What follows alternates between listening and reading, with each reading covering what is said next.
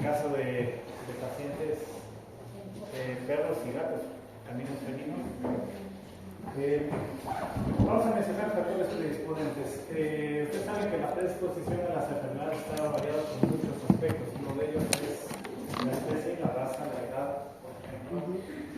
Y el primer dato que yo les pongo en la parte superior hace referencia al perro y en el que les pongo en la parte inferior les hago referencia a los gatos, para que vean la diferenciación entre los dos. Cuando nosotros hablamos de perros, estamos hablando de que la edad que comprende esta patología es un rango bien amplio, entre 4 y 16 años, con un promedio aproximado de 10 años. ¿Qué significa? Que el hiperparathyroidismo puede observarse dentro de estos rangos. ¿Por qué es importante que recuerden ustedes estas características? Porque si yo tengo pacientes de 4 años jóvenes, prácticamente, ya pueden tener disfunción hormonal. Pero yo sé que mientras más sube los años, por ejemplo 16, es más factible que yo entienda que hay disfunción hormonal, ¿verdad? Porque por la edad, obviamente, y desgaste fisiológico, etc. No se ha evidenciado predisposición de sexo, o sea, hembras o machos pueden tener la misma posibilidad de afección. Raza, cualquier raza se ha evidenciado. Ustedes ven aquí el Golden Retriever, el Pinscher, el Jitsu y el French Poodle. No hay French Poodle.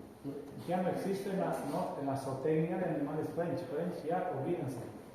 Lo pueden encontrar en el internet porque eso no se ha eliminado, pero el French no existe. French hacía referencia a la línea de Francia, pero ya no es. Es el caniche o poodle solamente. Caniche, poodle. Pero no French, recuerden que el French ya no, nada de eso. Y en los gatos, nuestro principal, ¿no es cierto? El siamés, que siempre está constante en esta patología, y los mestizos que los tenemos por aquí, o cruces que pueden existir.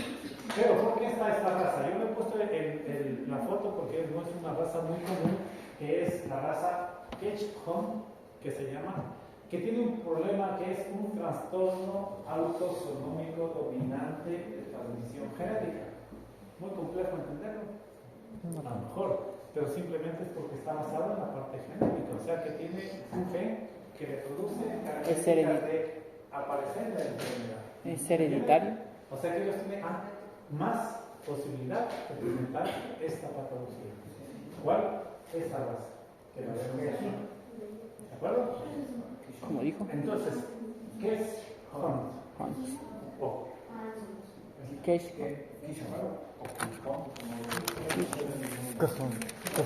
La idea es que entendamos que, miren, hemos visto varias razas, pero también una que sí tiene ese riesgo principal. Por lo cual, significa que si yo tengo una raza en atención, yo les hago el ejemplo para que ustedes lo entiendan.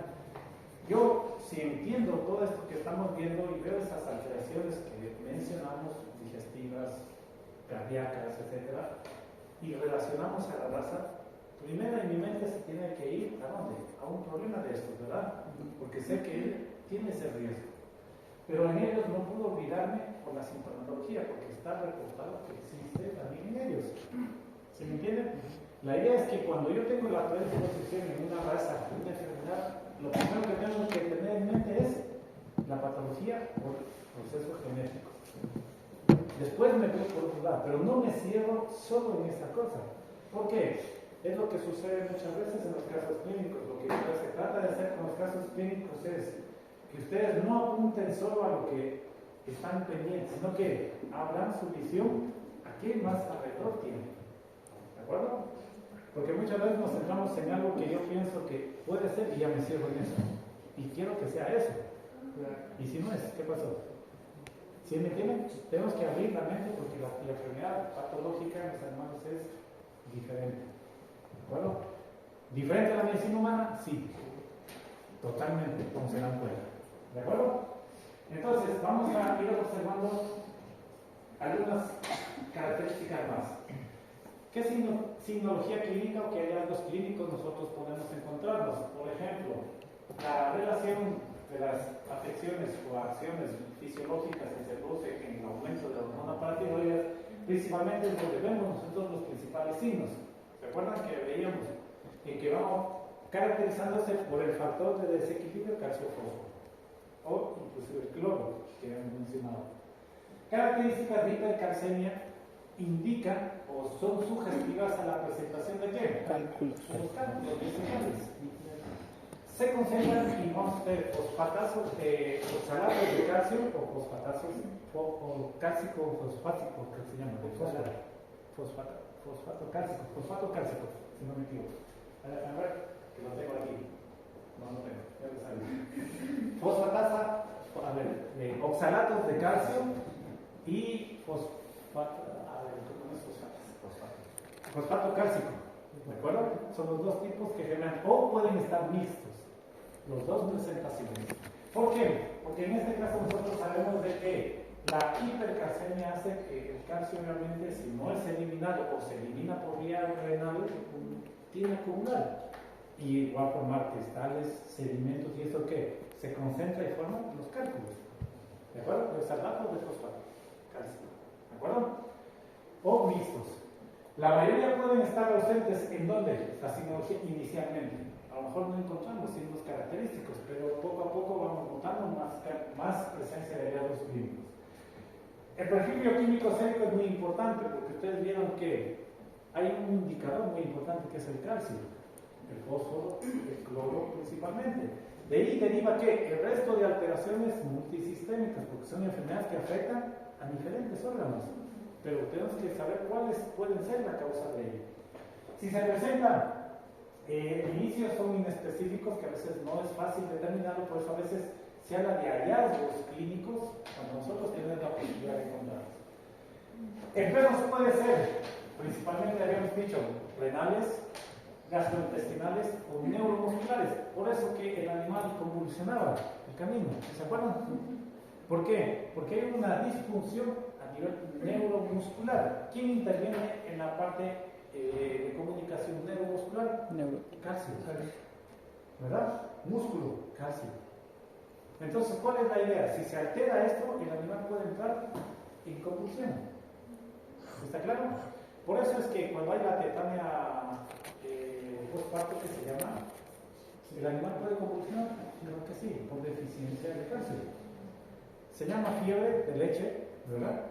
Supuestamente porque produce fiebre, pero la fiebre es porque se produce, no porque es un proceso infeccioso, sino porque tiembla y el organismo cuando tiembla, ¿qué genera? Calor, pues hipertermia. ¿De acuerdo? Entonces no tratamos con antibiótico, ¿verdad? Solo que tratamos restituyendo la deficiencia de calcio. No necesitaríamos un antibiótico. ¿Por qué? Porque el problema no es infeccioso. ¿De acuerdo? Entonces el problema es deficiencia mineral. Ustedes pueden poner un antipirético, pero ¿para qué? O sea, el objetivo tal vez controlar un poco el centro de emite lo que es la regulación térmica. Pero si yo entiendo que viene de un proceso postparto y deficiencia de calcio, al poner el calcio se quita todo, no necesito poner nada más. El problema es el desecho que ustedes producen de los fármacos para quién, para las crías, porque es postparto. Acuérdense. Entonces tienen que completar esta información. Ahora, en los datos, ¿qué más se puede observar aparte de problema renal, gastrointestinal o neuromuscular? Se ha visto letargo, anorexia y vómito. Vómitos muy esporádicos a lo mejor, pero presencia de ellos. Menos comunes, estreñimientos, poliuria, polidipsia y pérdida de peso. Entonces, principalmente aumentamos características en el felino y vemos lo menos común que también puede estar presente. ¿Por qué hablamos de poliuria, polidipsia? Dice el ser humano, un trabajo autónomo habla de poliuria, polidipsia. Porque no solo es un problema de una enfermedad, ¿verdad? Tiene que ver mucho con regulación también hormonal, como hablábamos ayer, vasopresina, calcitonina, o todos esos eventos que hay ahí, ¿cierto? ¿De acuerdo? Examen físico. Ustedes saben que, miren, aquí vamos a lo que me preguntaba también Edgar, a la direccionalidad, a la paratiroides. ¿Dónde están las paratiroides? En la parte ventral del cuello. Son 4, o sea, son 2 pares ubicadas al lado derecho e izquierdo, craneal ventralmente y sobre la glándula tiroides, ¿verdad? Entonces, ¿dónde viene la palpación? En la cara, ¿verdad? Exactamente, ustedes comienzan a hacer una palpación en el examen físico y pueden determinar con la palpación alguna alteración de crecimiento o característica de presencia de un punto que puede ser un adenoma o un carcinoma. Si se acuerdan que ya mencionábamos eso. ¿Ya? Letargo, atrofia muscular, debilidad, cálculos vesicales complementan el examen que ustedes hacen físicamente a los animales. Letargo, no importa nada, está como con pereza, adormecido, pierde esa gana o esa actividad que tienen. Miren, son animales tiernos que tienen que tener más actividad. La palpación hemos hablado de cervical, pero hay un problema que se dice que no es concluyente. ¿Por qué? Porque es muy difícil que ustedes solo digitalmente puedan palpar una alteración a nivel cervical, ventral en este caso. ¿Por qué? Si es un adenoma, va a ser 1 milímetro, por ejemplo, o quién sabe 3, lo podremos palpar. Imagínense, es complicado porque tienen tejido de piel, tienen la parte de la cartílago cricoides y todas esas partes de aquí. Sentirán esta pequeño, tan pequeñito, pero a veces es bien complejo, ¿verdad? La palpación puede ser muy útil, ¿de acuerdo? Pero necesitamos un examen. ¿Cuál nos da mayor resolución? Radiografía. No radiología porque sabemos que la superposición y la densidad radiológica a lo mejor no nos permite evidenciar. ¿Ya? Exactamente. Fosfato de calcio y oxalato de calcio, es lo que me quería decir a ustedes. O la presentación va a ser mixta. Vamos a encontrar de ambos en la parte de la vejiga, por ejemplo. ¿De acuerdo? Vesical. ¿Sí está claro? Esto quiere decir que los podemos ver a ellos por radiología. Sí, ¿no es cierto? Sí. Claro que sí. No necesito hacer ningún medio de contraste en este caso. ¿Está claro? Bien. Vamos a ahí ver diagnóstico. Ustedes aprecian aquí algunas situaciones que ya las conocen. Por ejemplo, cuando sospechamos que sabemos de esas anormalidades que se hacen en relación a la calcemia, ¿de acuerdo? Pero se habla muchas veces de normofosfatemia. ¿Qué es normofosfatemia? Niveles normales de Exactamente. Significa que en muchas ocasiones podemos encontrar hipercalcemia, pero normofosfatemia. ¿Qué significa? Que el fósforo está normal, pero el calcio sí está elevado. Lo normalmente que deberíamos encontrar es hipercalcemia y hipofosfatemia. Pero puede haber un punto neutro, ¿de acuerdo? ¿Sí? No por esto yo ya desecho que no puede ser hiperparatiroidismo. Necesito investigar, me está dando una señal. ¿De acuerdo? Concentración de calcio sérico por miligramos de decilitro en el perro se habla de 8 a 12 miligramos por decilitro. Ese es el rango que nosotros tenemos de calcio sérico en el perro y el gato. ¿Qué significa? Que los valores menores a 8 o mayores a 12 ya son una alteración. ¿Está claro? 8 y 12 miligramos por decilitro. Hipo o hipo, obviamente. Concentración de calcio libre sérico en mol por litro. Tenemos verlo de 0,90 a 1,48 milimols, ¿de acuerdo? Por litro. Y lo que es el gato de 0,93 a 1,23 milimols por litro. ¿Por qué? Porque podemos medir calcio sérico o calcio libre sérico. ¿De acuerdo? Son dos valores diferentes, acuérdense. ¿Qué quiero medir yo? Calcio sérico o calcio libre sérico. Y cada uno se mide diferente. El uno miligramos por decilitro y el otro milimols por litro. ¿Sí está claro? La concentración, en este caso, de fósforo, hay algunos datos, no sé si lo tenía aquí, pero hablan de 4 a 8 mililitros. A ver si lo puse aquí. Vamos a ver si lo tengo. Ya les doy. Es un rango más o menos que hablan de más de 4 menos de 4, pero ya les voy a dar exactamente la forma porque lo puse aquí. Bueno, la historia clínica ya hemos hablado, la exploración ya hemos hablado, la analítica radiológicas también le vimos, la urinaria también vimos que bajaba la densidad urinaria en este caso, ¿sí se acuerdan? Radiografía de tórax, ¿por qué radiografía de tórax?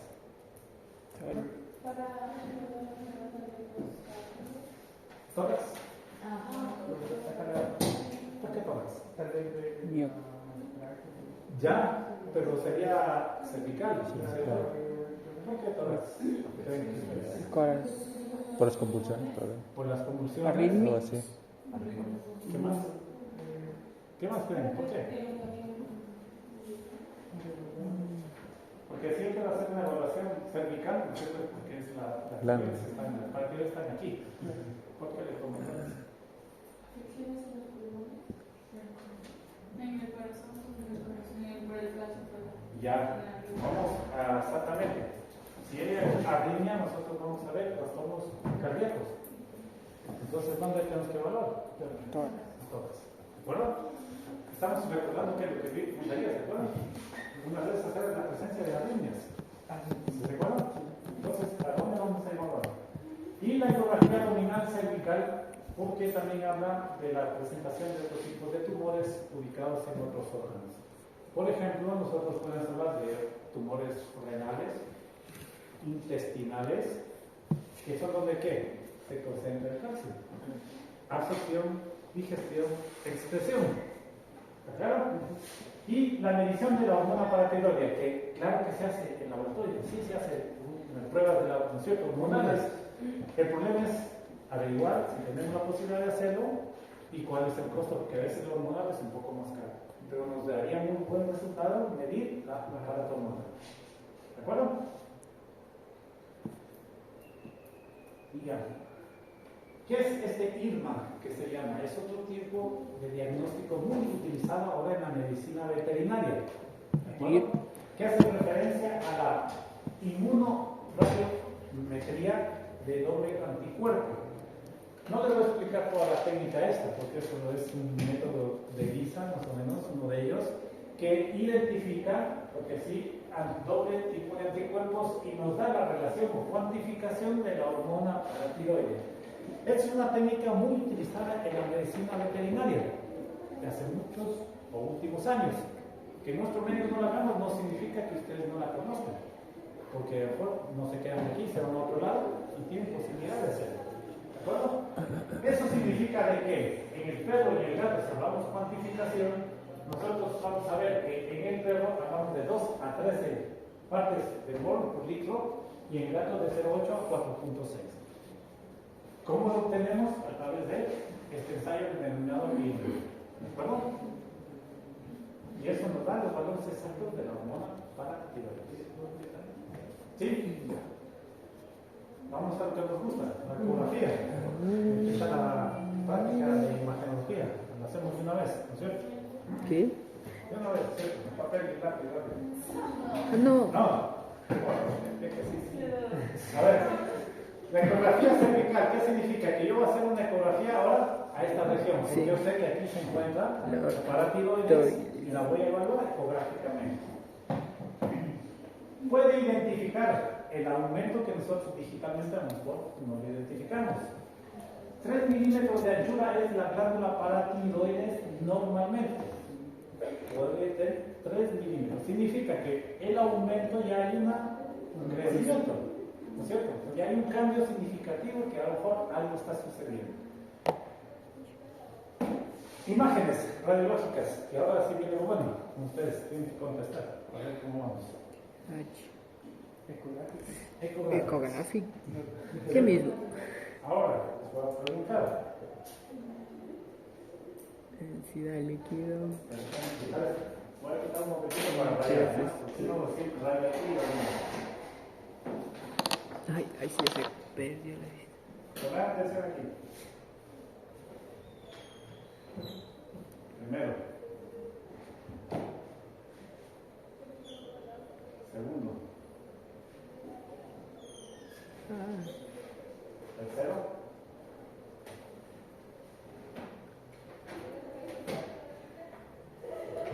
Cuarto. ¿De acuerdo?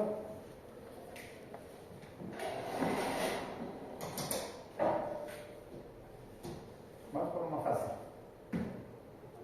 ¿Qué contenido tiene esa estructura? Líquido. Entonces es anecoico, ¿no es cierto? Significa que por ahí transcurre ¿qué? Sangre. ¿El cuerpo qué tiene? Vasos. Sangre. Sangre. Sangre. ¿De acuerdo? Primer punto. Segundo, ¿qué era esto? ¿Qué es esto? ¿Qué cogeneidad puede tener? La tráquea. No hay heterogéneo. O Hipoecogénico puede ser. Eso sí. Heterogéneo es otra cosa, la presentación, ¿cierto? ¿Ya? Isoecogénico. No iso es comparación, es igual. Hipo. ¿Ya? Ahora, significa que esto no es nada de líquido, ¿verdad? Es líquido, cartílago, por el estilo. Gracias. ¿Ya? Si yo tengo aquí este de aquí, yo les voy a dar el nombre de qué es eso. Eso es un lóbulo paratiroide. Es una glándula paratiroide. ¿De acuerdo? Ya les tienen información. Glándula paratiroide. Si el paciente está en decúbito dorsal, ¿qué glándula paratiroide es? Derecha. derecho. Pero hay dos derechas. Derecha Craneal. ¿Sí? Es cuatro, ¿no? Craneal, luego tendría la ventral. Derechas. ¿Qué sería entonces? Izquierda. No, caudal. No. A ver, tranquilos. La izquierda. Escúcheme. A ver, vamos de nuevo. Glándula paratiroides derecha, craneal superior, la inferior iría para acá abajo, que no lo vamos a ver todas, ustedes saben que este es el primer corte que vemos. Me voy al otro lado, miren, acá, que no sale porque está cortada la imagen, tendríamos la glándula paratiroides izquierda craneal. Pues esta es la. Y la otra, acá. Dos. ¿Qué tengo en el centro? Tiro. Tráquea. ¿Por qué? La tráquea. Porque la tiroides está debajo de la paratiroides. Y todo esto que tengo aquí es el lóbulo paratiroideo craneal. La tiroides está aquí, la paratiroides arriba. ¿Se acuerdan que les dije, pueden hacer el esquema? Sí. ¿Sí? Vamos al esquema, para que se recuerden porque ya no creo que hace muchos días.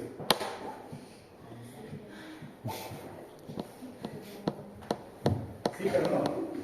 A ver. La tráquea puede ser el cartílago cricoides. Tiro. ¿No es cierto? Tiroides derecha, tiroides izquierda. Son lobuladas. Lóbulos craneales, derecho, izquierdo, etc. ¿Sí o no? Tenemos paratiroides derecha, craneal superior e inferior. Pero es que nos al otro lado. Entonces, ¿qué se nos quiere en la mitad? La tráquea. Sí, un cartílago cricoides. Más cranealmente. ¿Está claro? Ahora sí, volvemos.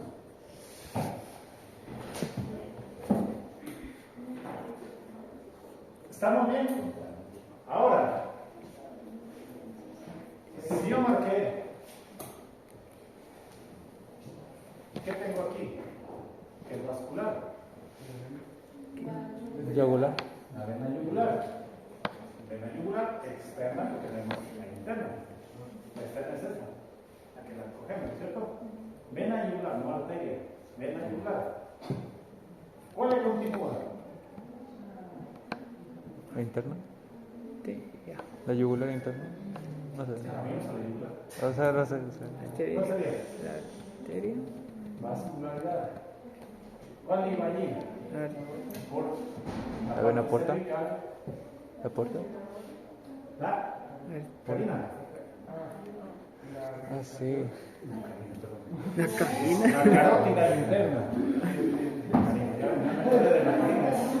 Carótida interna. Carótida. ¿A quién le engaña? ¿De acuerdo?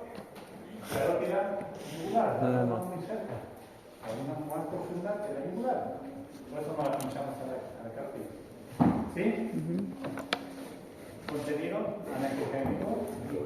Carótida interna yugular, vena yugular. Lóbulo paratiroide, que si podemos añadir está mucho más grande. ¿No es cierto? Un contenido diferente en este caso. Tiroides, lóbulo tiroideo derecho, tráqueo. ¿Está claro? ¿Sí?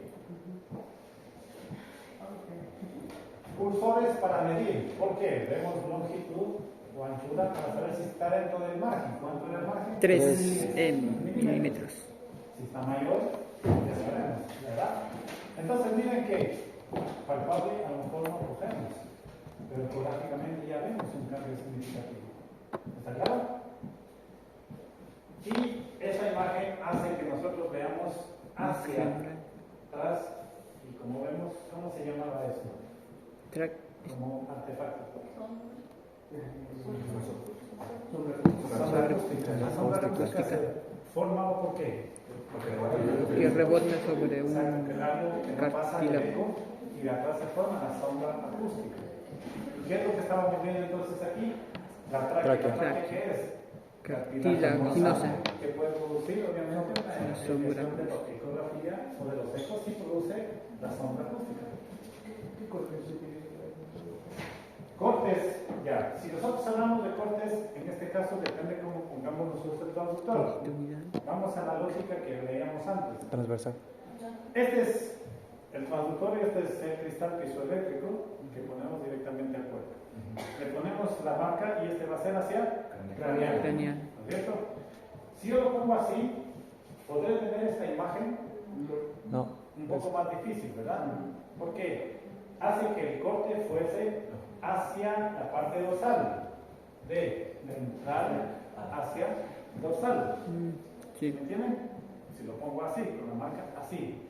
Si lo cambio así, me va de lateral a lateral. Me hace un corte Transversal. ¿Sí está claro?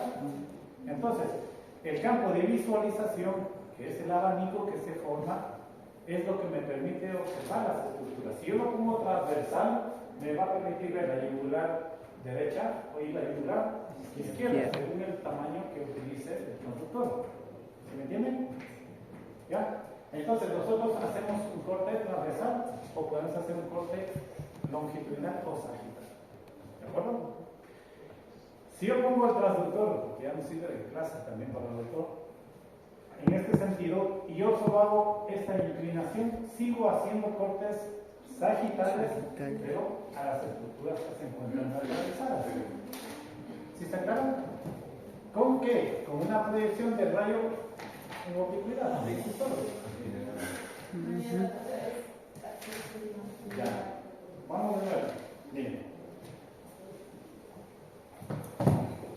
¿Cómo en este sentido? Ya, esta es la línea media, por lo cual es sagital. Sagital longitudinal, sí. Si yo solo hago esto, miren, inclino mi mano así, voy a ver las estructuras que están lateralizadas, ¿no es cierto? Porque estoy mandando el campo de visión para lateral, ¿no es cierto? Y el corte sigue siendo longitudinal. ¿Sí está claro? ¿De qué lado? Derecho. Y si lo hago así, izquierdo. Sigue siendo los cortes sagitales o longitudinales. ¿Sí me entienden? Si yo hago esto, ahora es transversal. Si subo así, veo transversal igualmente las estructuras que están hacia craneal. Y si lo hago así, transversal las estructuras que están hacia craneal. ¿Sí está claro? ¿Qué se mueve? No el paciente. ¿De acuerdo? ¿Sí está claro? Eso dijimos en la práctica anterior. ¿Se acuerdan? Sí. ¿Por qué?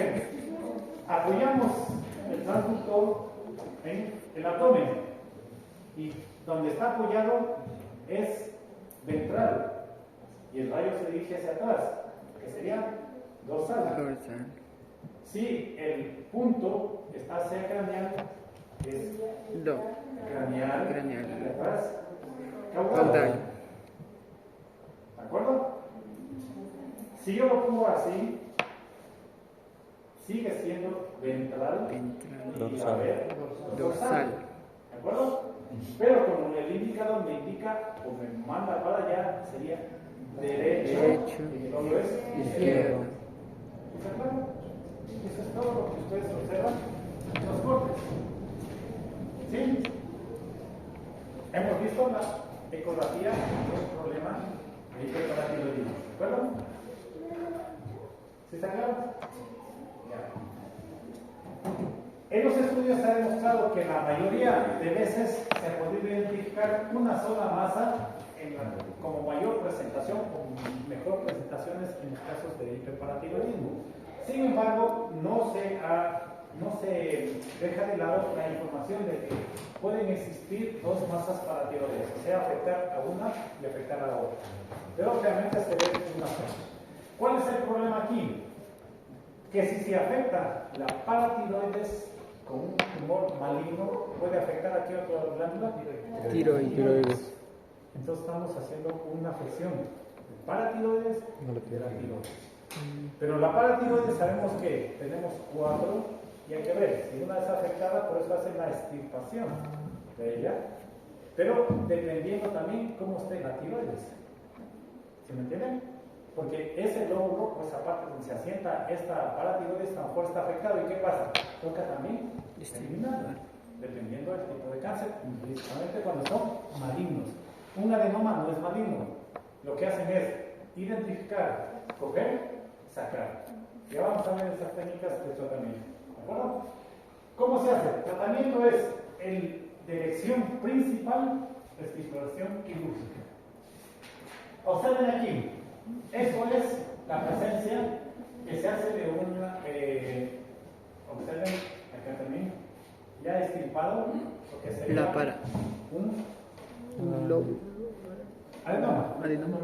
¿De acuerdo? ¿Cuál es la idea aquí? Miren, dos técnicas que se pueden hacer. Una, ablación con etanol, que es una orientación ecográfica, o sea, bajo ecografía. Observen la imagen de acá. ¿La aguja qué es? Un metal. Sí. Por lo tanto, se va a observar como hiperecogénica, ¿cierto? Hiperecoica. Y es esta que sobresale aquí. Miren. ¿Qué sería esta? Redondita. El Ven a llorar. ¿Ya? Carótida. Ay, Acuérdense que hablamos de Ahí está. vascularidad. ¿De acuerdo? ¿Por qué? Porque la ablación con etanol significa que yo preparo el etanol con una inyección cuando la presentación es muy pequeña e introduzco bajo ecografía guiada, miren en el sistema, y cuando ingreso en la glándula paratiroidea inyecto el etanol. Y eso evita y destruye este tipo de presentaciones patológicas. ¿De acuerdo? ¿Por qué tengo que utilizar ecografía? No todos los pacientes están preparados para estas técnicas, porque vamos a recorrer un trayecto peligroso, yugular, los nervios, la carótida y todas esas partes. Si no lo veo, pues puedo pinchar. ¿De acuerdo? Si es un tumor demasiadamente que pase los 3 milímetros, 5, etcétera, ya a lo mejor no da resultado la ablación con etanol. ¿Va a qué? Extirpación quirúrgica. ¿De acuerdo? Entonces, no todos los pacientes pueden entrar a realizar esta ablación con etanol. ¿De acuerdo?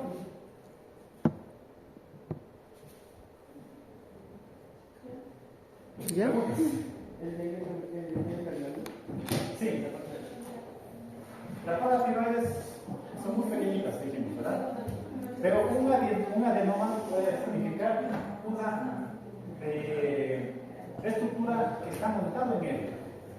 ¿Qué es lo que hace? Miren, van quitando lo que es el tejido, lo identifican alrededor. ¿Qué pasa? Hacen el desbridamiento y lo sacan. ¿Ya?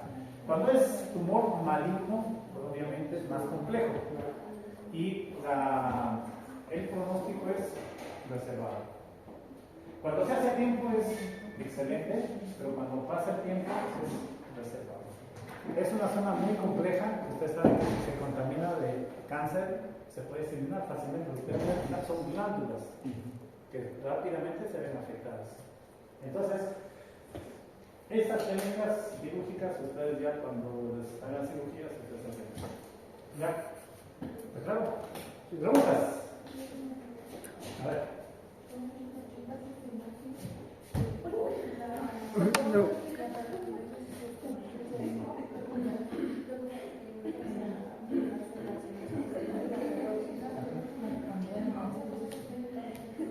Cambio de densidad geográfica que puede ser porque la yugular de aquí está por acá. Acuérdense algo, esta es una pregunta interesante para que ustedes lo recuerden. Cuando yo veo cambios significativos muchas veces de la parte de densidad ecográfica, muchas veces cuando yo tomo la fotografía, observo lo que yo quiero ver principalmente. ¿Por qué pasa? Muchas veces cuando yo hago un movimiento va a cambiar la densidad ecográfica. ¿Por qué? Porque acuérdense que las estructuras no son uniformes, no están pegadas igual. Ustedes aplastan el transductor y están haciendo ¿qué? Una pequeña presión abajo. Y puede ser que la imagen que está al borde del transductor salga con una densidad diferente. Por eso es que cuando ustedes observan y analizan nuevamente, tienen que hacer una y otra vez los barridos en la parte del animal. ¿Sí? Para ver si es cierto que aquí hay alguna alteración patológica. ¿Está claro? Sí, la carótida. Aquí está la glándula paratiroides, debajo está la Tiroides. La craneal. Realmente la más afectada son las craneales. ¿Ya? Eso ya es más complejo, que no nos deja ver ahí. Pero por posición podríamos pensar nosotros que es la izquierda, porque la carótida está al otro lado. ¿Verdad? ¿Sí? Pero eso es ahí identificar, porque no vemos el paciente, no sabemos cómo está. ¿Sí? ¿Preguntas? A ver. El tipo pituitarismo también puede conllevar a A ver, si se afecta la pituitaria, ¿puede hacer afección de otras hormonas? Sí. Porque la pituitaria controla ¿qué? Un grupo de hormonas, ¿cierto? Y puede afectar, no solo a esa, sino ya a otras más, porque dentro de la pituitaria maneja las hormonas. Exactamente. ¿Sí? Entonces hay tumores pituitarios que hacen el ácido de la silla pública que sea donde se sienta la pituitaria, ¿verdad? ¿Por dónde ustedes acceden a sacar el tumor? Ese tumor de la pituitaria, porque se hace extirpación quirúrgica de la pituitaria, de tumores de pituitaria. ¿Por dónde ustedes creen que se accede o se hace el abordaje? Occipital, lo dice Pedro. A ver, ustedes piensen un poco, ahí está el esqueleto. Y piensen, ¿por dónde hago el abordaje para eliminar el tumor de la pituitaria? ¿Dónde? ¿Preparación craneal? Nos dijo desde el occipital. Sí, por aquí, ¿dónde? ¿Cómo era? ¿Dónde? Ecoguiar. A ver. ¿Qué va a decir Lorena? Está pensando en el desayuno, se quedó a medias. Se enfrió. Se hace por paladar blando. Por acá. ¿Por qué? Pues la silla turca está sentada en la base del cerebro. Entonces, ¿por dónde hay que entrar? Para darle. ¿Cómo se? Y eso. Radiografía, tomografía, y cuando ustedes saben dónde está, es un cirujano, neurólogo que conoce por dónde tiene que ir. ¿Dónde está sentada la silla? ¿No? Entonces, por aquí tiene que entrar. ¿Ya? Chévere, ¿no? Ojalá no se siga eso. Ojalá. Bueno, son